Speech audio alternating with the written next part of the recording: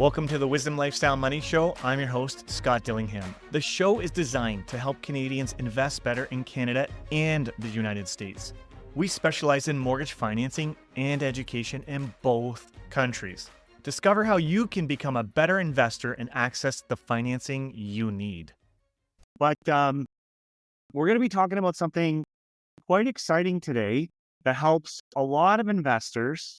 And, depending on your lender, certain structures can be a challenge. And obviously, if you're working with the wrong legal representation, right, you're not going to set yourself up for success. So Same with brokers. exactly. So this is why I think this is so important that we discuss this and, show everybody like what the options are. So we're talking about navigating GP/LP structures in real estate. So now, before we get started, I want you guys to know that there are so many lenders out there that do not support certain entities. So what we've done in the past is we'll suggest to the client, and you know what? I'll mention what it is, and then I'll have you explain it, Milena. But what we'll do is we'll have the client set up sort of a bare trust agreement.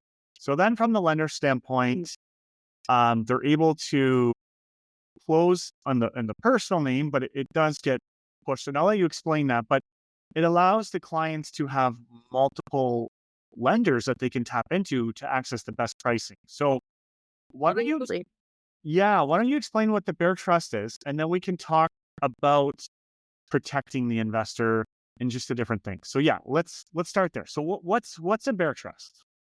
So really interesting question. So there are trust relationships in all kinds of structures that are used by real estate investors. So for example, in a joint venture agreement, if only one person is on title to a property, the joint venture agreement will set out the trust relationship to say this person is on title holding the property in trust for the joint venture. So sometimes even it's not even one of the joint venture partner. For example, I have deals where even we've entered into a joint venture agreement between our corporation and a partner's corporation, and then one of us will hold the property in our personal name in trust for the joint venture. So we use these trust relationships all the time. In fact, in GPLPs, which is sort of like what we're going to talk about a little bit like right after this, is oftentimes we'll talk about a nominee corporation to hold the asset. That's when the asset or the property is not held in the name of the GP, and it's held in the name of a trust corporation in trust for the GPLP for the limited partnership. And so what a bare trust is a contract in which there's nothing else to the contract except for the trust relationship. Most of the time we'll use a bare trust, meaning this core trust agreement. It's a very short document in the case of someone holding a property in trust for their corporation or for another person. So usually a family member. So we'll use a bare trust agreement, for example, in the case of common law partnership or brother and sister who are in it together and they decide they don't need their relationship documented, although I don't recommend that. But most of the time, a bare trust will be used for the purpose of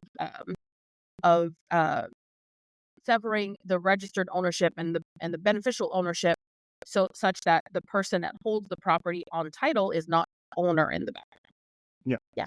No, and that makes sense. And I think like some people, hearing and tuning in, they might say, what the heck is GP and LP? So why don't we also start there and explain that, and then we can dive into really how this can help the investor out. So Absolutely. what is GP and what is LP? I've done presentations on bare trust and GPLPs in LendCity. So if anybody wants to go a little bit deeper into the basics of how these things, what the words mean and how these things are set up and what it actually represents in the day-to-day of how that's set up together with sort of like I had a slideshow presentation for these things. So please go and view these videos and come back to this one.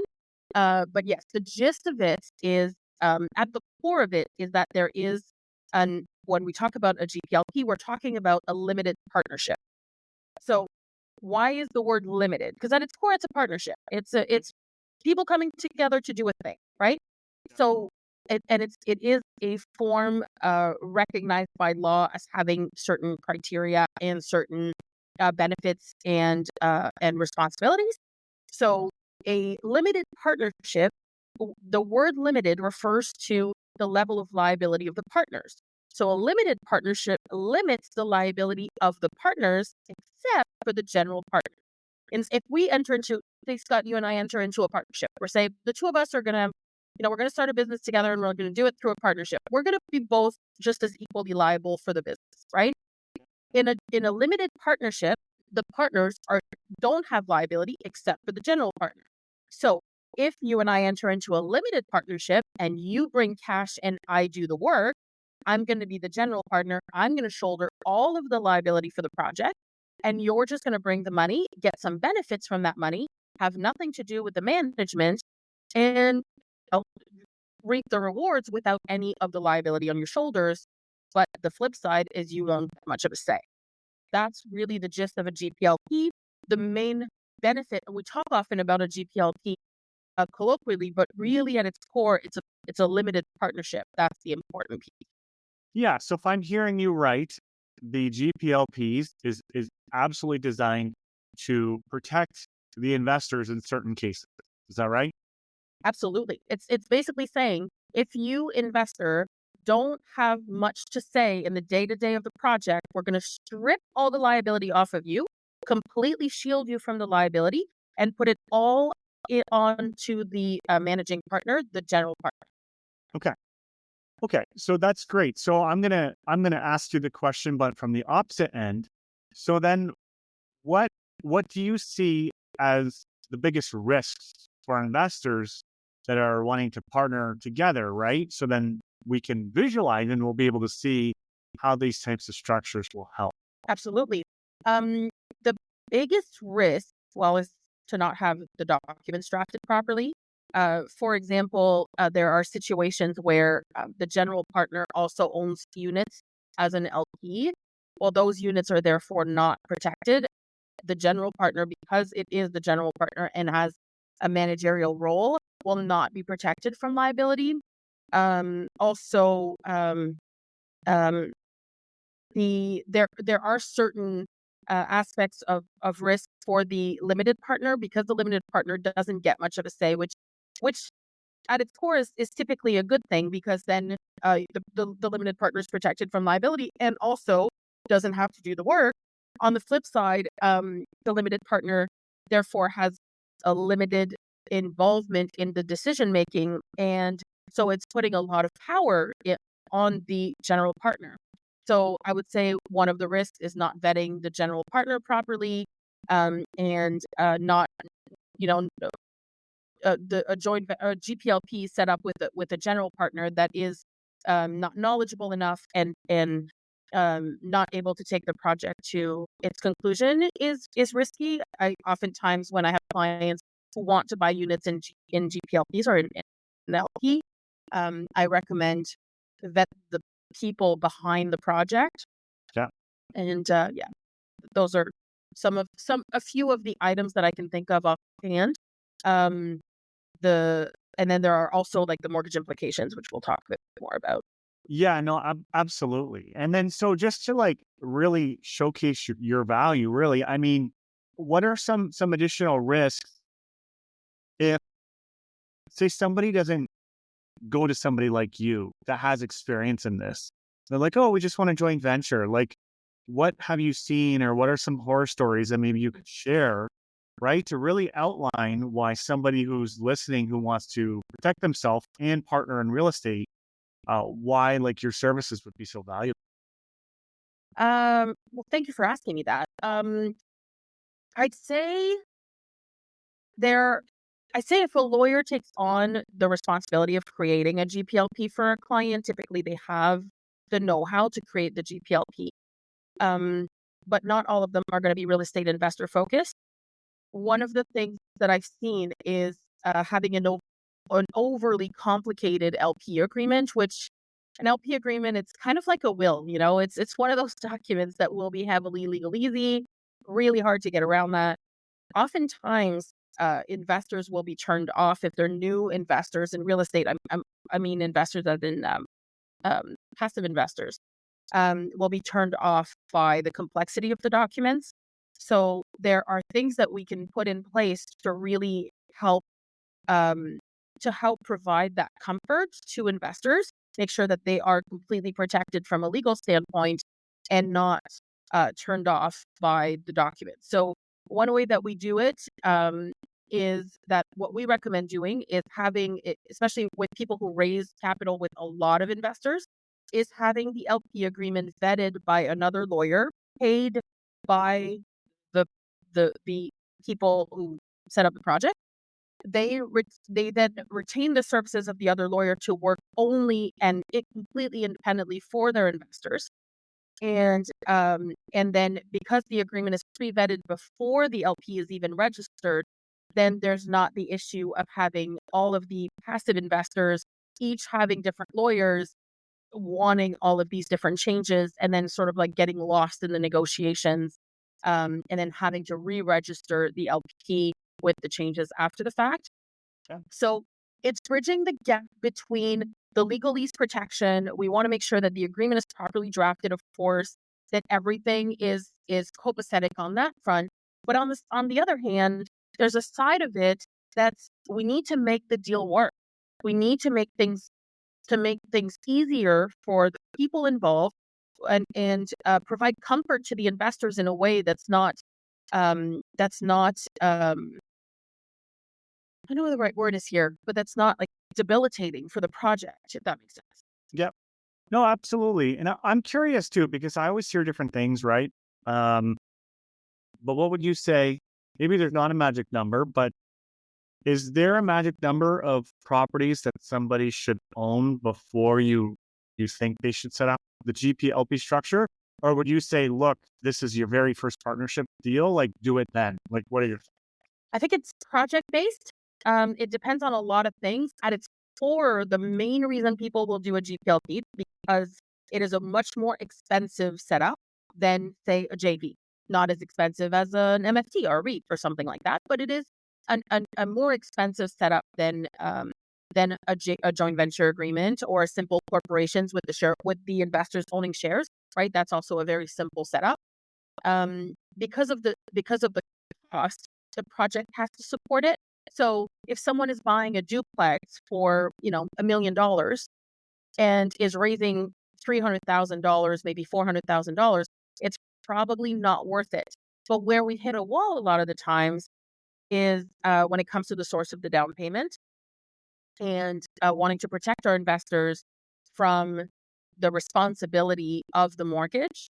Because a lot of the time, from what I understand, is that the lenders will require, if the proof of down payment is from an investor, then they have to sort of like vet this investor and bring them in as a party to the mortgage. So I wouldn't say it's a matter of number of deals or number of properties. It's more a matter of the type of project. I've certainly seen, you know, um, new investors who've never done real estate before jump in feet first into a large development project. And you know what? Sometimes it works, right? Sometimes these are people who have um, put in blood, sweat, and tears for years to learn the craft and to get extremely well knowledgeable. They're properly coached. They really know what they're doing. So yeah, their first project may very well be a GPLP. In other cases, people jump in without the know-how and the wherewithal, and then what ends up happening is that the project tends to not go through, and raising capital, it makes it very difficult to raise capital. So I've seen both, really. Okay, nice. And I know you talked about financing there for a minute, so I do want to touch on that a little bit. So you're absolutely right. If we're presenting to a lender or a bank a down payment from somebody who is not on a residential application, so I'm going to highlight and quote air quotes residential, um, they need to be added to the deal for the down payment to work. With the exclusion, we do have one bank, and you know what? Maybe there's more. It's just one bank because we've called them all, and one has confirmed that they don't actually need the JV partner to go on. as long as the money that they're using for the down payment was transferred from an entity to the entity that's closing the property. So that's pretty cool. Um, and then also, and this is the residential side. So the beauty of the residential side is, best rates, no fees, that type of thing, unless you're dealing with a B lender or a private lender, of course. Um, but then on the flip side, and a lot of people don't know this, is you can get a commercial mortgage on even a single family home. And going with the commercial side of things, um, they welcome this. They understand the partnerships. They understand all of this, and it's not a problem. So we often will use the commercial style mortgage in that case. Now, the downside is, of course, with commercial, there is going to be fees. Rates are still pretty competitive. But then you can set up 1.5% more typically, something like that. well, like, okay, I won't say the lender on here just because, but the residential rate was 4.89 and the commercial rate was 5.29. So it wasn't that much. Yeah, not that much of a difference Yeah. for But the then right product. you've got the fee, right? You got the broker fee because even though this lender is a lender that we use on residential side, when you use them on the commercial side, they don't pay you. So they'll pay us on the residential side, but not on the commercial side. So then we have Right? to pay. Yeah. We got to put this issue to bed because this residential versus commercial, it feels like every layer has a different definition. So as lawyers, for me, commercial versus residential is purely use of the building. So a 27 units that are all residential is a pure residential building. But then when I have, say, a 27 unit where there's 5 units commercial and 22 residential, that's a commercial building because there's commercial use in the building. Technically multi-use, but in my work, I will treat it like a commercial building. But my understanding is banks don't look at it like that, right? When you say commercial, the most of the time we're talking about 5+ units, even if they're all residential. Yeah, normally, yeah. So like it is different in the lending world because as an investor, you're right. If I'm looking at a single family house, that's residential, right? If I'm Yeah. looking at an apartment building, that's commercial. And that's how a lot of people think. But what's changing, and it's really unique, but what changes is the underwriting policies.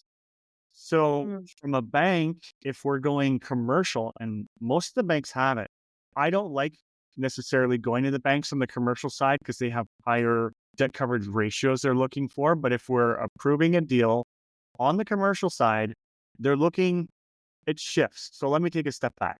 On residential, I'm going to say probably 90% the borrower and 10% the property. But if they're using the commercial underwriting guidelines, they're making sure the property debt covers itself. And so that's more, I'm going to say probably 80% all about the property. And then it's only 20% for the borrower. So we have literally got people that do not have a job. And I'm not joking, no job. We get them commercial financing on small properties that they couldn't do on residential. Does the property carries itself? Yeah, because it Sorry. carries itself. Exactly. Got it.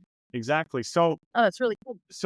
but most people don't understand that or know that brokers, lenders, that type of thing. So they don't suggest that as an option to their clients. But yeah, so that's exactly. So if we're doing the commercial underwriting, then we can tap into partners and all of these things. And the GPLP structure is welcome everywhere. But you throw that into a residential deal and they're like, what the heck is this? Right? It's Yeah. just different. We should have another one of these to talk about the different ways of qualifying because I'm starting to get into the world of qualifying based on net worth, right? Because real estate investors most of the time don't have a 9 to 5 when they've reached a certain level.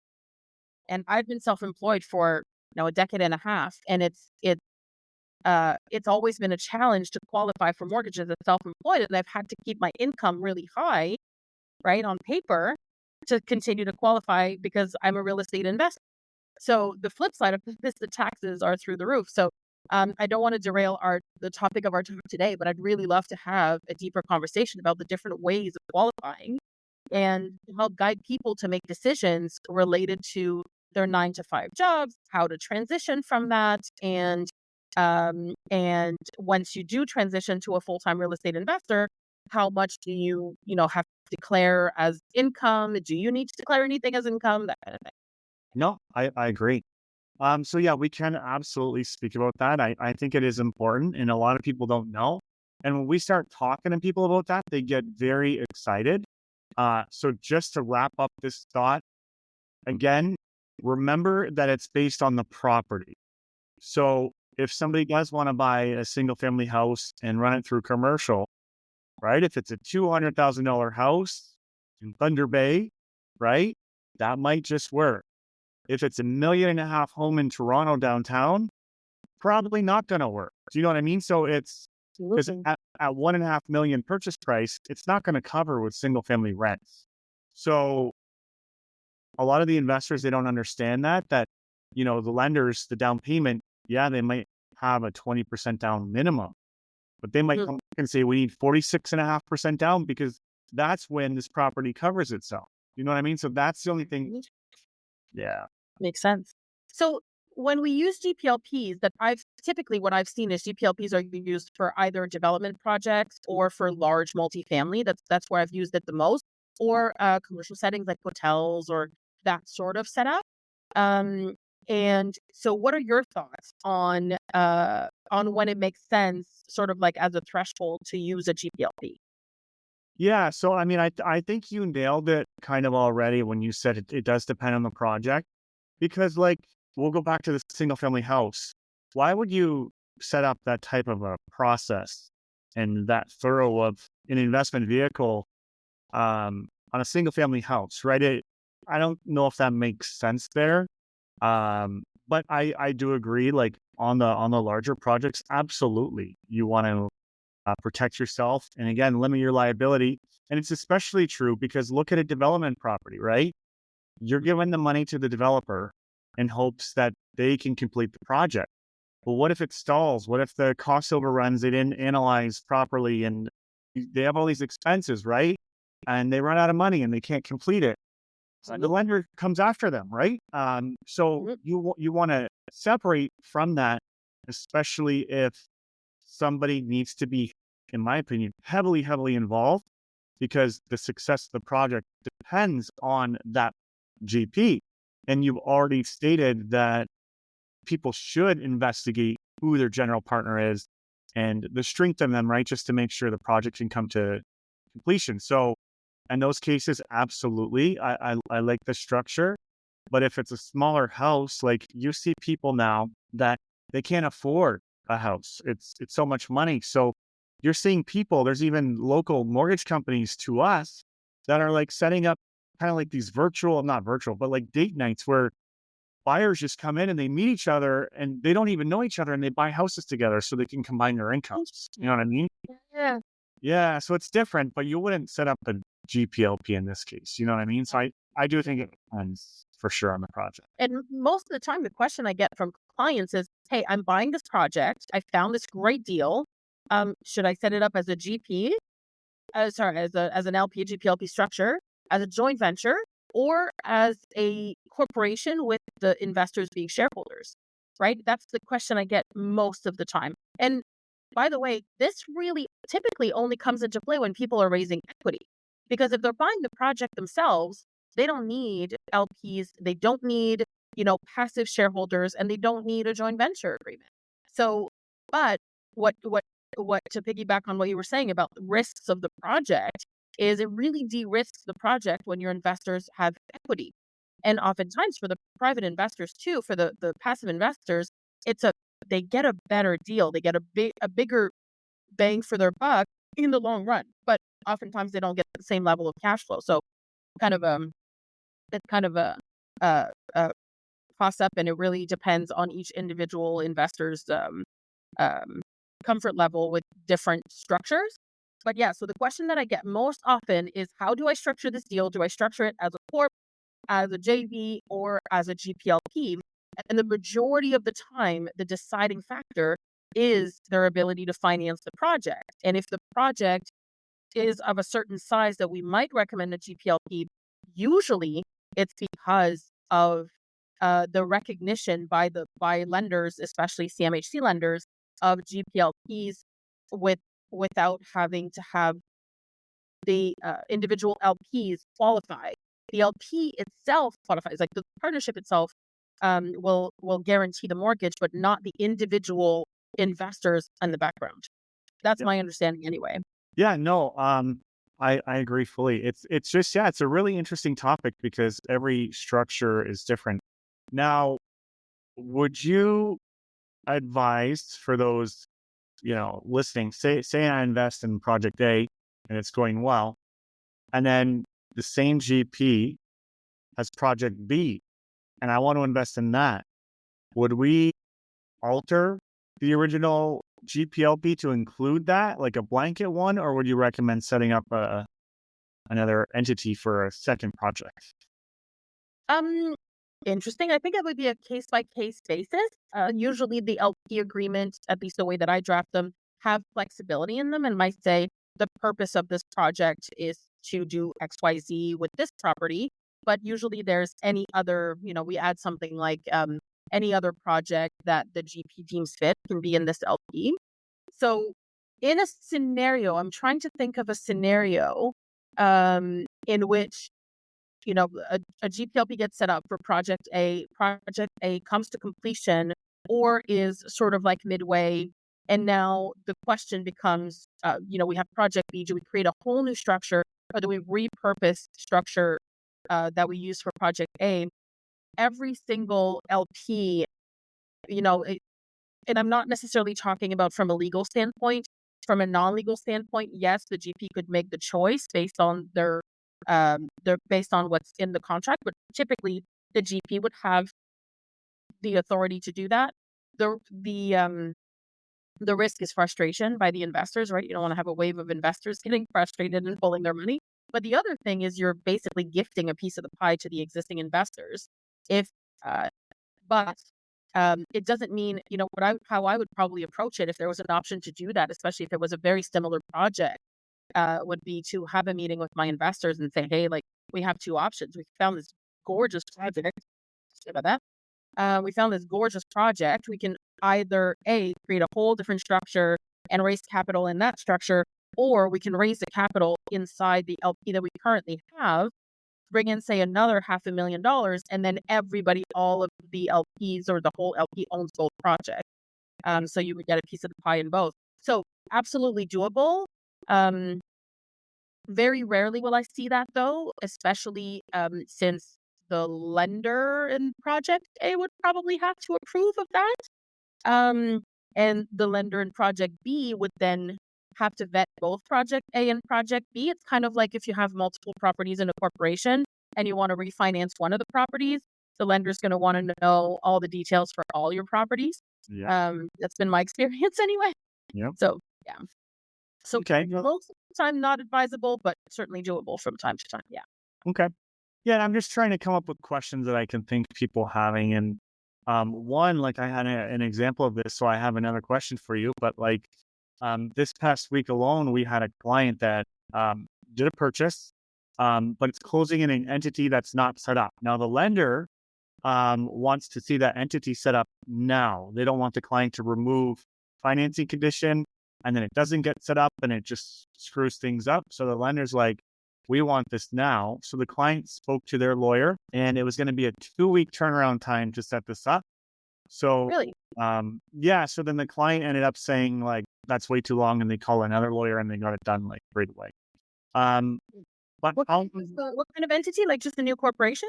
yeah, just a holding company. Yeah. I couldn't believe it myself. I So mean, I don't know. It depends on that, what that lawyer's bandwidth is at that particular time. Maybe they're working on an unusually complicated matter and just didn't have the bandwidth to do it. I mean, there's still work involved in doing that, but typically we turn around corporations in a couple days. So GPLP, let's say, we have a project, we got to set this up. How long would you think that would take on average? We won't hold Well, you, but spirit of full disclosure, I'm actually working on one right now that I was really hoping would get done in a week. It probably will take 2.5 when it's all said and done, because there are quite a few moving pieces. We have to draft the LP agreement, which is like 80% of the work, but then we also have to draft subscription agreement. There's all these forms that need to be filled out for all the individual investors. Then we have to collect the funds from all the individual investors. There's all kinds of stuff that the individual investors have to sign and that have to be drafted for them.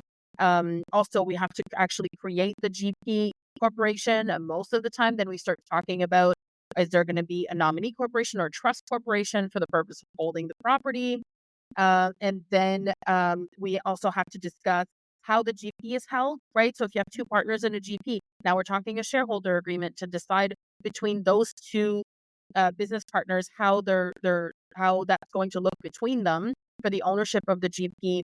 Are they going to hold it through holding companies? Okay, well, maybe the holding companies need to be created. So there's a lot of layers involved. It's typically not like, oh, we need a new corp, or we even a JV. A JV is pretty simple in comparison. So even 2.5 weeks, I think will be a record for me. Um, but yeah, it certainly takes a little bit longer. The trick is to get the name of the LP because um, then the real estate closing documents can be prepared. Yep. But a lot of the times, if they're getting a lender to purchase the property, that can also delay things, because if in the same example you just gave, that happens a lot, that the lender is going to want to have the entire structure set up before they approve the mortgage, before they even send a commitment. So that's what I've seen. So even after that 2.5 weeks is complete, call it 3 weeks, give me a couple more days. I'd say 3 weeks is probably a good timeline to have the LP set up and all of the ancillary contracts set up. But even after all of that is done, then it has to all be approved by the lender and go through the financing process. So then it's probably, given the size of the project that we use GPLPs for, probably looking at another month before we're ready to close. No, absolutely. And I think the hard part, and I just want to put this out there for those that are setting up these partnerships, because I've seen it so many times where, say there's 3 or 4 people involved. You might have one that responds really quickly, but then you have others, they're on vacation or they're here, they're there, and it's so hard to get them together to sign the paperwork. Even though we're sending it to them electronically in some cases, Yeah. it's still. That's also why having the mindset of how do we make this work always is good, because what I do in a situation like that is I'd have okay, give me one phone call where everybody shows up, and then let's talk about this, because we don't have to name everybody on everything. There are ways for people to sign a resolution that says, I'm authorizing the president to sign all the documents that are needed for this. And then the president is the only person that needs to show up to meetings, the only person that needs to sign documents, and then the president can then report to their team about the status of the project without the lawyers and the brokers and others being sort of bogged down and preventing the project from moving forward. Absolutely. So it's all No, about mindset of how do we make this work? that's it. I love it. I love it. So awesome. So we're gonna get wrapping up, because I know we kind of set a timeline here at the beginning, but I think this is very important, and I know, because we always track the replays and stuff, so I know there's going to be lots of people watching this, and I think that this is a very important topic, right? To minimize risk and make sure you're protected. But I want to really outline that, like Milena said, working with someone who works and specializes with working with investors, who also sets this up, like Milena, I think is super, super important. You wouldn't go to, a doctor for a problem with your knee when you need a physiotherapist. You might to get the referral, but they're not the ones that do it, right? So same thing here. You want to go to the expert. So I'm giving you guys that referral. You want to reach out to Milena. And ditto for mortgage brokers, right? And it's the specializing, and then it's the willingness to be collaborative, the humility to be collaborative, right? My understanding of mortgages is limited. My understanding of taxes is limited. So if I refuse to work with your accountant, or your accountant refuses to work with me, it is such a disservice. And at one point, it will bite you in the butt. So it is the same thing with mortgage brokers. Your power team should be willing to work together, and and not make you the middleman all the time, right? So that's really powerful thing for me. That's why it's actually one of our core values is collaborativeness because of how detrimental it is when that doesn't happen. Absolutely. No, that's awesome, Melina. I really appreciate you for coming on here today. I think this was great. And yeah, looking forward to the next one. Thank you. I agree. Me too. Take care. You too. If you're serious about investing and you want to take it to the next level with the least amount of time and mistakes, then you're going to want to sign up for our Real Estate Investor Hub. Visit investorhub.lendcity.ca or check the show notes for the sign up link. Inside, you'll have access to real estate investing courses, networking opportunities, webinars featuring industry professionals, as well as dedicated chat channels to share and get access to unique properties. I look forward to seeing you there.